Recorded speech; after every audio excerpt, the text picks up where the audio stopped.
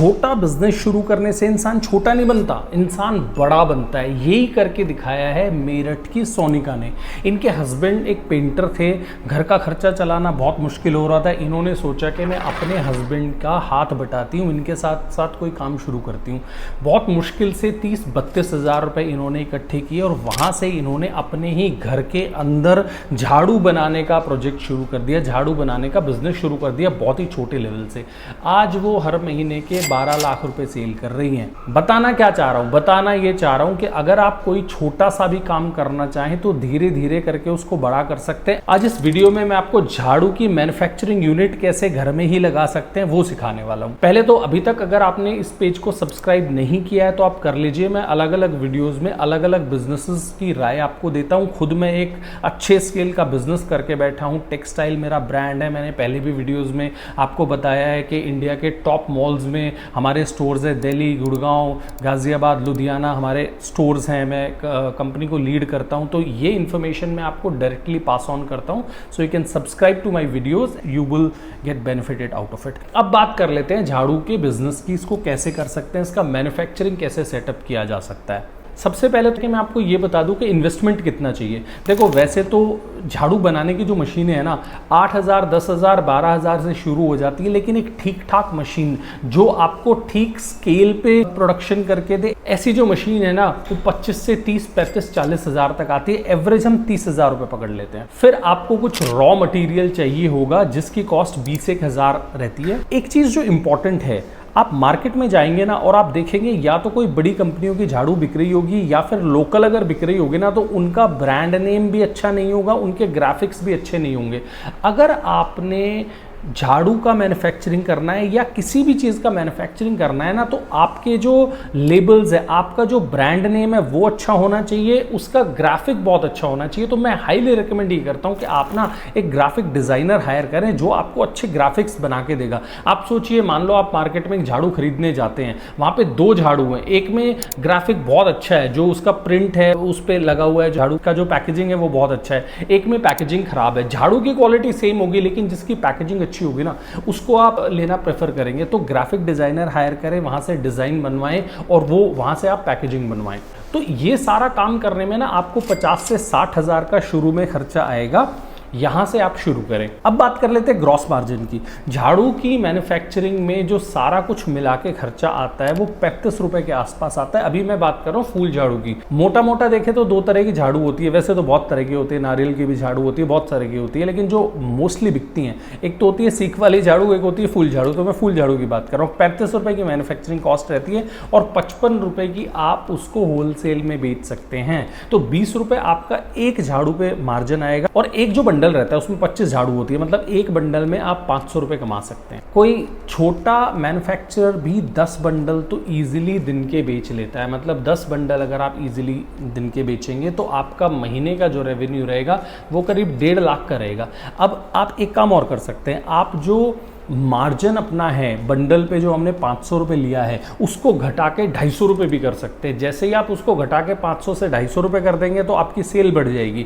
तो आपको यहाँ पे देखना पड़ेगा कि मुझे मार्जिन कितना रखना है, मेरा जो मार्केट है उसमें कितना कंपटीशन है, उसके बेस पे आप अपना रेट डिसाइड कर सकते हैं। देखो, मार्जिन कम रहेगा या मार्जिन ज़्यादा रहेगा ये तो बहुत बाद की बात है। सबसे पहले तो आपको प्रोडक्शन चालू करना है। जब आप चालू करेंगे तभी आपको पता चलेगा कि मार्केट में डिमांड है कितनी। अब बात कर लेते हैं मंथली एक्सपेंसेस की। अब जब मैं मंथली एक्सपेंसेस की दोस्तों बात करूंगा, बहुत ही बेसिक सी बात यह है कि आप लोग इस वीडियो को देश के अलग अलग शहरों में बैठ के देख रहे हैं। कोई पानीपत में बैठ के देख रहा होगा, कोई हैदराबाद में, कोई अहमदाबाद में, कोई चेन्नई में, कोई अलवर में, अलग अलग जगह पे आप होंगे। तो हर जगह के रेंटल्स भी अलग होंगे, हर जगह के इलेक्ट्रिसिटी के रेट्स भी अलग होंगे, हर जगह की सैलरी भी अलग रहेगी। तो जो भी मैं आपको इंफॉर्मेशन दूंगा वो स्टैंडर्ड नहीं हो सकती है, वो एक आपको अंदाजा दिया जा सकता है। आपको देखना पड़ेगा आपके लोकल एरियाज में खर्चे कैसे होंगे। फॉर एग्जांपल अगर हम स्टाफिंग की बात कर लें, अगर आप एक मार्केटिंग एग्जीक्यूटिव भी रखेंगे जो शॉप्स पे जाके मार्केटिंग करेगा, आपके प्रोडक्ट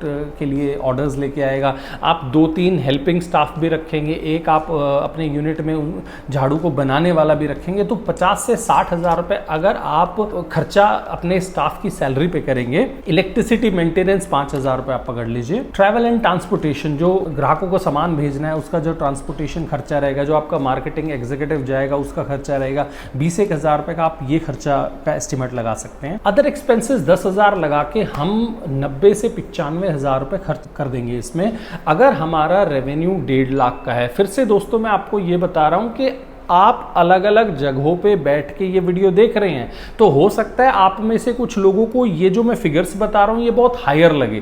हो सकता है कोई for example let's say UP के किसी गांव में रहता हो, उसको ये फिगर जो है ना ये बहुत हायर लग सकती है कि इतना ज़्यादा स्टाफ पे खर्चा कर देंगे तो कमाएंगे क्या। कोई दिल्ली में होगा या कोई बैंगलोर में होगा, बड़े सिटी में होगा, उसको ये लगेगा कि यार स्टाफ तो बहुत महंगा रहता है, रेंटल तो बहुत महंगे रहते हैं, तो सर तो कम वैल्यू बता रहे हैं। तो ये आपको थोड़ा सा मैनेज करना पड़ेगा अपने सिटी के लिए जहां से आप हैं।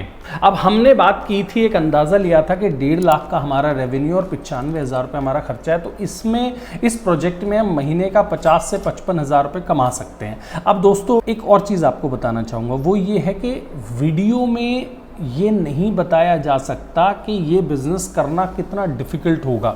देखो मैं सिर्फ आपको बिज़नेस कॉन्सेप्ट बता सकता हूँ, आप इस बिज़नेस कॉन्सेप्ट को ग्राउंड पे ट्राई कर सकते हैं। मैंने कोई आपको ऐसा बिज़नेस नहीं बताया जिसमें 50-60 लाख रुपए का इन्वेस्टमेंट लगेगा। मैंने आपको ऐसा बिज़नेस बताया है जिसमें 1 लाख से भी कम का इन्वेस्टमेंट है। बिजनेसेस आर अबाउट रिस्क, आप ट्राई करेंगे, बहुत सारी मुश्किलें आएंगी, हो सकता है आप में से काफ़ी सारे लोग ट्राई करें और उसमें से बहुत सारे लोग फेल भी हो जाए, लेकिन दोस्तों बिजनेस यही होता है। अगर बिजनेस करना इतना इजी होता ना तो कोई भी जॉब नहीं कर रहा होता। सो बिजनेसेस आर डिफिकल्ट। बिजनेस में सक्सेसफुल वही होते हैं जो पॉजिटिव माइंड के साथ काम करते हैं कि मेरे को ये करना है। आप बिजनेस शुरू करें, शुरू में आपको चैलेंजेस आएंगे, जब आपको चैलेंजेस आएंगे तब आप सीखना शुरू करेंगे। देखो बहुत सारे लोग जब वीडियोस को देखते हैं ना तो उनका जो पर्पस रहता है ना वो रहता है कि वीडियो में हम किसी तरह से कमी निकाल के और कमेंट में बता दें। आप अगर वीडियो में कमी निकाल दोगे उसमें मेरे को कोई फर्क नहीं पड़ रहा, आप समझिए इस बात को, ठीक है। आप अगर उस वीडियो से कुछ सीखने की कोशिश करेंगे, उससे कुछ लर्निंग लेके बिजनेस शुरू करने की कोशिश करेंगे, हो सकता है आप उसमें फेल भी हों, लेकिन जब आप फेल होंगे उससे आप सीखेंगे और दूसरे बार अटेम्प्ट में शायद आप चीज़ों को बेटर करेंगे। तो मोटा मोटा दोस्तों यही है कि मैंने ये वाला बिजनेस आपको बताया है जो आप घर से कर सकते हैं। आपकी सिस्टर, आपकी मदर, आपके फादर, आपके पेरेंट्स, कोई भी इस बिजनेस को कर सकता है। और कोई क्वेश्चन हो इस बिजनेस के बारे में तो आप मुझसे पूछ सकते हैं। इसके मशीनरी परचेज करने के लिए आप गूगल पे जाके लिख सकते हैं झाड़ू बनाने की मशीन हिंदी में, या फिर आप इंग्लिश में लिख सकते हैं ब्रूम मेकिंग मशीन, और आपके पास बहुत सारे ऑप्शंस आ जाएंगे। वहां पे आप इंक्वायर करके मशीन परचेज करके और इस बिजनेस को शुरू कर सकते हैं। और कोई क्वेश्चन हो आपका इस बिजनेस से रिलेटेड आप कमेंट में पूछ सकते हैं, या फिर आप कुछ और मुझसे क्वेश्चन पूछना चाहते हो किसी और बिजनेस से रिलेटेड तो वो भी आप पूछ सकते हैं। मैं कोशिश करूंगा आपको पर्सनली आंसर करने की। Thank you.